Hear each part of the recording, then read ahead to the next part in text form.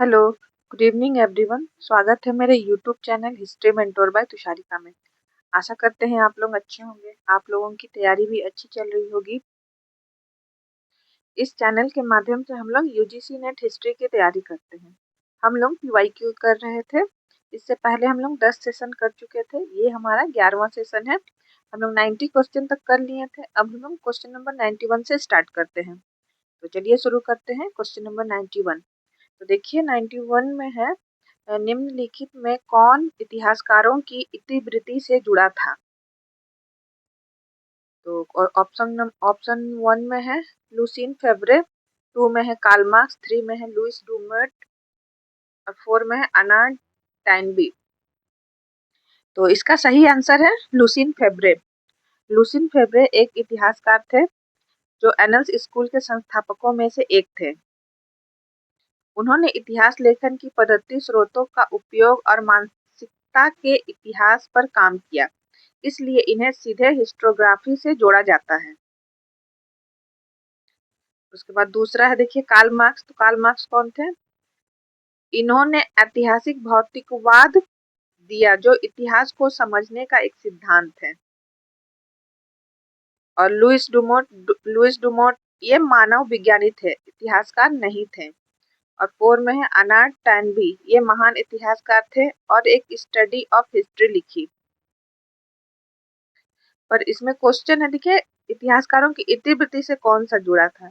तो लुसीन फेब्रे इतिहासकारों की इतिवृत्ति से जुड़े हुए थे। वो एनएस स्कूल के संस्थापकों में से एक थे। इसीलिए क्वेश्चन नंबर 91 का आंसर हो जाएगा ऑप्शन नंबर 1 लुसीन फेब्रे। तो आगे देखते हैं हम लोग क्वेश्चन नंबर 92 में है कथन 1 में है गुरु नानक वर्ष 1521 में बाबर के भारत आक्रमण के दौरान नरसंहार तथा जनता के साथ होने वाले दुर्व्यवहार के चश्मदीद गवाह थे। और कथन 2 में दिया गया है मुगल सम्राट सिख गुरुओं के बढ़ते हुए महत्व से अवगत थे और अपना प्रभाव छोड़ने के लिए तथा संभव होने पर उन्हें नियंत्रित करने के लिए उन्हें अपने से जोड़ने का प्रयत्न किया। तो कथन 1 में है, देखते हैं क्या है। गुरु नानक वर्ष 1521 में बाबर के भारत आक्रमण के दौरान महासंघात और जनता के साथ होने वाले दुर्व्यवहार के चश्मदीद गवाह थे। तो हाँ, ये सही है, वे चश्मदीद गवाह थे जब वो सौदपुर जिसे अमीनाबाद पर हमले के समय वहां मौजूद थे। सौदपुर और अमीनाबाद जगह का नाम है। जब बाबर ने वहां हमला किया था तो वहां पे वो मौजूद थे गुरु नानक 1521 ईस्वी में। और वहां की बर्बरता को अपनी वाणियों में बाबर वाणी के रूप में लिखा है। वहां जो नरसंहार हुआ था, जनता के साथ जो दुर्व्यवहार हुआ था, उसके चश्मदीद गवाह थे जो उन्होंने आंखों से देखा। तो अपनी पुस्तक बाबर वाणी में उसको लिखा है। देखिए तो ये कथन सही होगा। तो कथन 2 में है मुगल सम्राट सिख गुरुओं के बढ़ते हुए महत्व से अवगत थे और अपना प्रभाव छोड़ने के लिए तथा संभव होने पर उन्हें नियंत्रित करने के लिए उन्हें अपने से जोड़ने का प्रयत्न है। तो हाँ, ये भी सही है। मुगल सम्राट सिख गुरुओं के बढ़ते महत्व से अवगत थे क्योंकि वो उनके खिलाफ लड़ रहे थे। सिख गुरु मुगल सम तो इस तरह से देखिए अकबर गुरु अमरदास और रामदास से अच्छा संबंध था अकबर का। किसी के कोई किसी किसी मुगल सम्राट के साथ अच्छा संबंध था, किसी किसी के साथ अच्छा नहीं था। मतलब मुगल सम्राट क्या चाहते थे कि उनको नियंत्रित करना चाहते थे कि किसी भी तरह से हमारी बात माने। पर सिख गुरु उनकी बात नहीं मानते थे, वे अपने धर्म के रास्ते पे चलते थे। तो अकबर का गुरु अमरदास और रामदास के साथ अच्छा संबंध था। उसके बाद जहांगीर ने गुरु अर्जुन देव को शहीद किया था, उन्हें मरवा दिया था।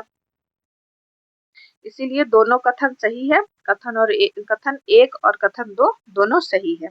92 का ऑप्शन नंबर आंसर हो जाएगा ऑप्शन नंबर 1।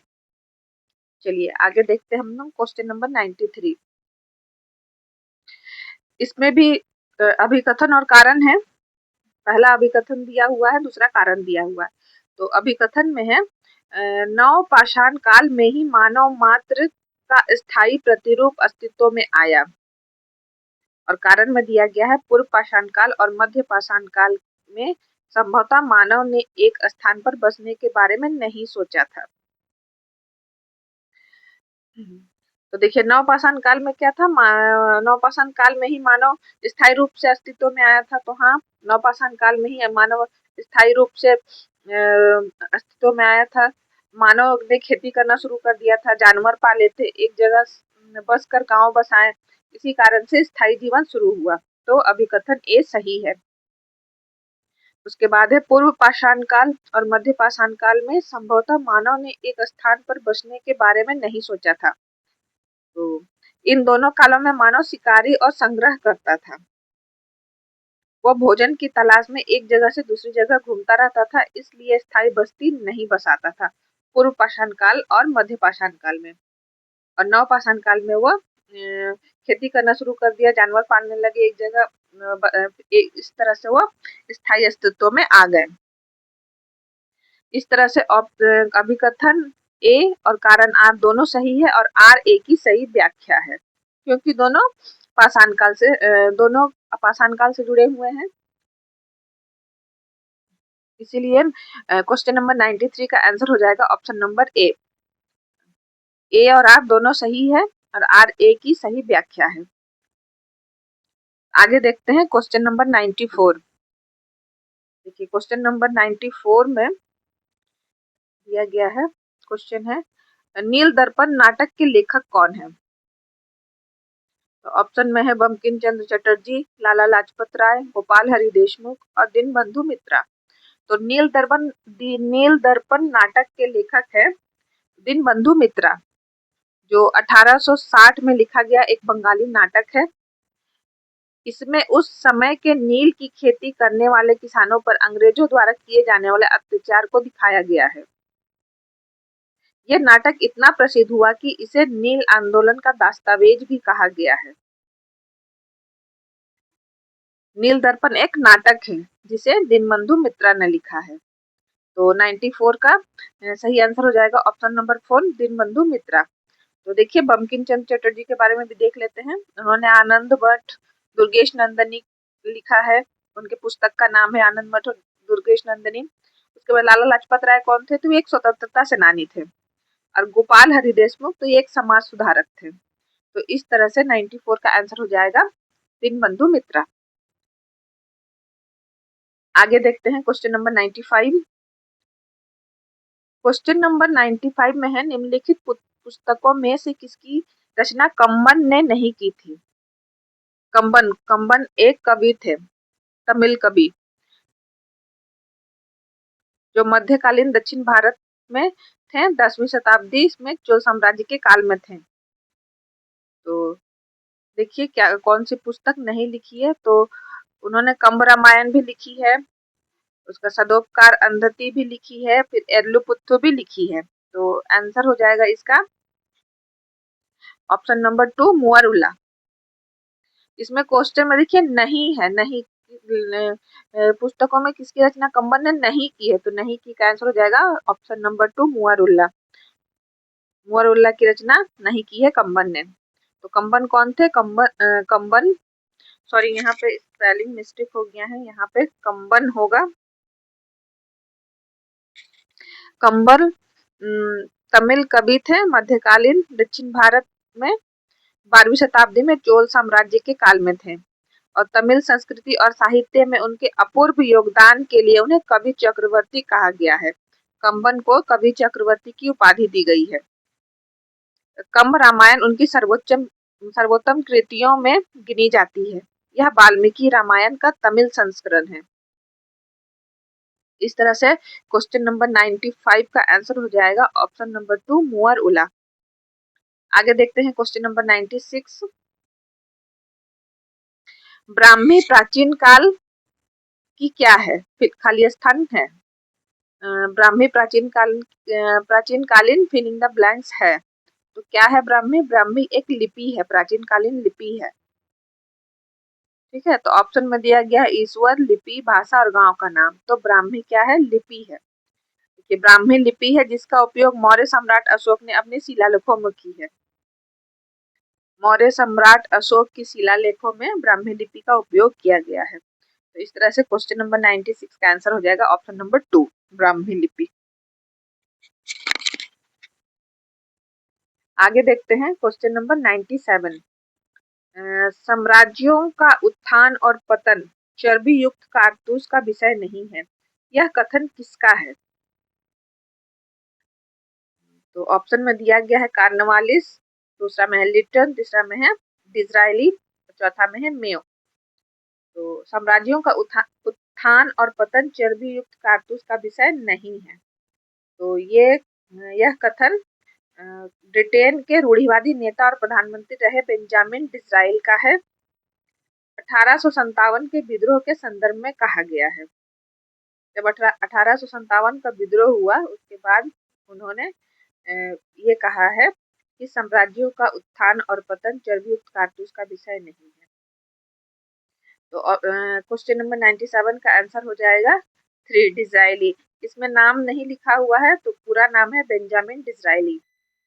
वो ब्रिटेन के रूढ़िवादी नेता और प्रधानमंत्री रहे थे। आगे देखते हैं क्वेश्चन नंबर 98। सूची 1 के साथ सूची 2 का मिलान कीजिए। तो सूची 1 में है, ए में है बागजार अफसान, बी में है बुलंद दरवाजा, सी में है मान मंदिर, डी में है हौद ई शमशीर। और सूची 2 में है अकबर, इल्तुतमिश, बाबर और राजा मान सिंह। तो देख मतलब किसने किसने क्या क्या बनवाया है उसका वो दिया गया है, किसने क्या बनवाया है। तो बाग ए जार अफसान बनवाया है बाबर ने, ए का हो जाएगा 3। उसके बाद है बुलंद दरवाजा बनाया है अकबर ने, तो बी का हो जाएगा ऑप्शन 1। और सी में है मान मंदिर, तो मान मंदिर बनवाया है राजा मान सिंह ने। और डी में है हौद शमसी बनवाया है इल्तुतमिश ने। तो इस तरह से 98 क्वेश्चन का आंसर हो जाएगा ऑप्शन नंबर 3, ए का 3, बी का 1, सी का 4 और डी का 2। तो देखिए बागजार ए अफसान बनवाया है बाबर ने, तो कहाँ बनवाया है? आगरा में बनवाया है। उसके बाद बुलंद दरवाजा कहाँ है? बुलंद दरवाजा फतेहपुर सीकरी उत्तर प्रदेश में है, जो 1575 ईस्वी के आसपास बनाई गई थी अकबर द्वारा। सी में है मान मंदिर, राजा मान सिंह द्वारा बनाया गया है वाराणसी में 1600 ईस्वी में। उसके बाद हौज शमसी इल्तुतमिश द्वारा बनवाया गया है, दिल्ली महरौली के पास है। तो इस तरह से 98 का आंसर हो जाएगा ऑप्शन नंबर 3। आगे का क्वेश्चन देखते हैं हम लोग, क्वेश्चन नंबर 99। क्वेश्चन नंबर 99 में है, जब तक शोधकर्ता को क्या लिखना है, कैसे लिखना है और कैसे वर्गीकृत करना है इसकी जानकारी ना हो तो यह केवल समय की बर्बादी है, यह कथन किसका है? तो ऑप्शन में दिया गया है E.H. खान, दूसरा है बी शेख अली, तीसरा है जी.सी. पांडे और चौथा में है इनमें से कोई नहीं। तो यह कथन जो जब तक शोधकर्ता को क्या लिखना है, कैसे लिखना है और कैसे वर्गीकृत करना है इसकी जानकारी ना हो तो यह केवल समय की बर्बादी है। तो यह कथन बी शेख अली का है। बी शेख अली कौन थे? तो बी शेख अली प्रोफेसर थे, इतिहास के शिक्षाविद और प्रशासक थे। उसके बाद वो मैसूर विश्वविद्यालय में इतिहास के प्रोफेसर थे। मैंगलोर और गोवा विश्वविद्यालय के कुलपति भी रहे थे बी शेख अली।